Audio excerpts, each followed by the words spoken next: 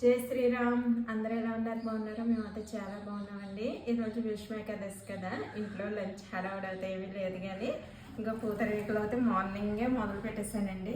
మనకి 50 పీసెస్ అయితే dry fruits order వచ్చింది.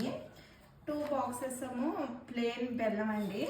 అసలు ఇవి చూడతా ఉంటే ఆ నెయ్యి స్మెల్కి బెల్లం స్మెల్కి అసలు ఆకలేసేస్తుంది. ఏకాదశి ఉపవాసం అని ఉన్నాను, కానీ ఈ స్మెల్స్ చూస్తూ ఉంటే అంత ఆకలేసేస్తుందండి. అలా అనకూడదు, ఉపవాసం ఉండే అసలు అని.